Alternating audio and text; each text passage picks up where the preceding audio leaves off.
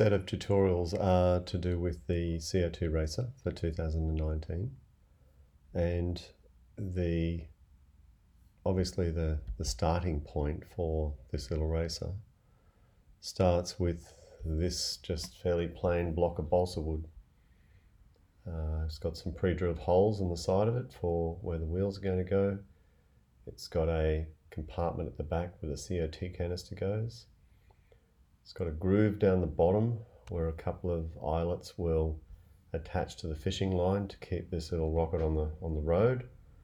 But basically it's a block of balsa that's going to go into the CNC that is in E3, and it will be machined from the top down across the top of this vehicle so that you can actually design something and have the CNC cut it for you.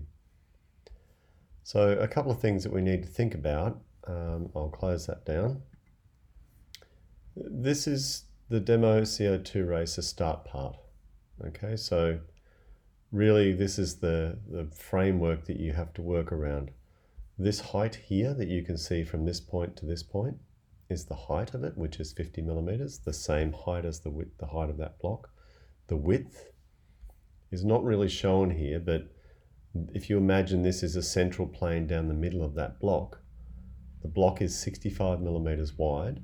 So you only have about 32.5 millimeters width here to build in. You can't come out any further on an extrusion than 32.5 mil. The length of the block is set by this sketch, and this small component at the front here is needed towards the end of it so that when we mount it into the CNC to machine it, this is a sacrificial piece of material, and you'll see how that works at the end. This is some line work to remove the CO2 canister out of the block.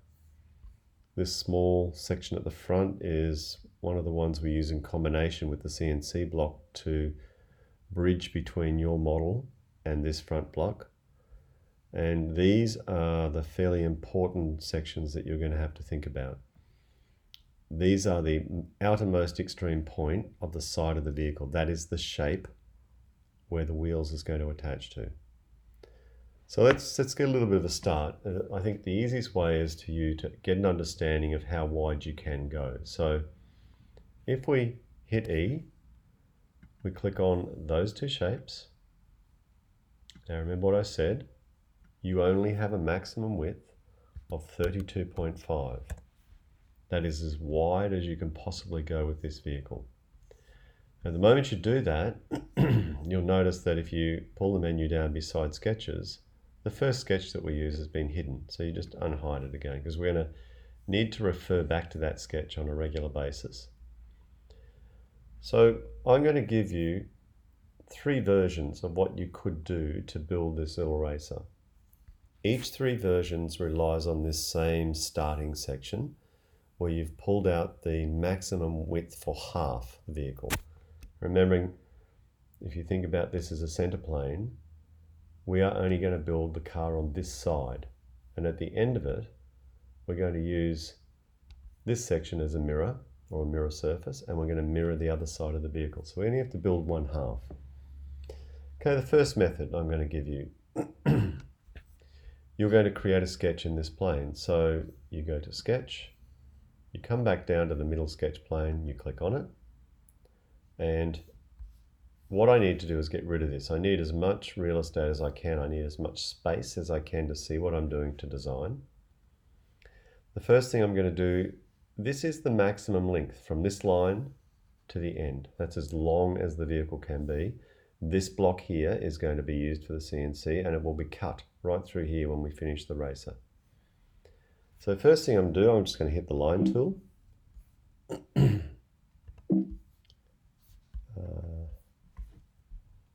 Line, symbols there. I'm going to lock onto the corner. I'm going to go as far as I can on that line, not to the end, but this line here. I'm going to create the height of the front of the vehicle, and it's up to you, but I think somewhere around about maybe 15 millimeters would probably be the least you can do. Enter. Again, I'm going to hit line, and I'm going to draw a line at the back, right to the very top here. Might even come down a little bit, and I'll show you why in a minute. And what I need to do is no good putting lines or circles or anything on this unless you've got some way of measuring. So I'm going to go D for dimension. I'm going to click on the line and I'm going to drag out. At the moment, it's just telling me that I've already got this point, but that's not what I wanted. I wanted from this point to here, not from the top. So I'm going to go cancel. I'm going to pick this point and this point, and I'm going to draw a line out, and I'm going to neaten that up at 45. So I go enter, double click, 45, enter. I've now got a point at the back, and I've got a point at the front here. I've got a line that joins to the bottom, a line that joins all the way down and back. Then I'm going to use the spline tool, this tool here. And don't go overboard with the amount of points. So 1, 2, 3, 4, 5, maybe 6 on here, and 7. I'm going to get enter for finish on that. I can't go any higher than this top line. There's just no balsa left to machine it. If the curve looks nice and clean, that's fine, but you can control the shape of those curves by playing around with these control lines. Very powerful little tool. If you click on the dot, it allows you to change some of the shape of it. I'm pretty happy with what I've got at the moment, so I'm just going to go complete. Now I've got a sketch down the middle of the plane. I'm going to go E for extrude. I'm going to click on that plane. I'm also going to click on the back section. I don't want to worry about the canister just yet. Now it's found something that I don't want. I want to go click away. I just want this bit here, the sketch that I just did. So you move your mouse around until you highlight in blue what you want. And remember, I had a total of 32 here. I'm just going to bring it out 10. And you'll notice that because I'm cutting over these original extrusions, it thinks I want to remove it. I don't. I'm going to add and join. And I'm going to go OK. Okay, so what I've got at the moment is I've got the wheels, I've got a shape to the body, and I'm just going to save that at that. Always go to little house, finish off. That's probably a good place to save at that point. And let's see what we can do in the next tutorial.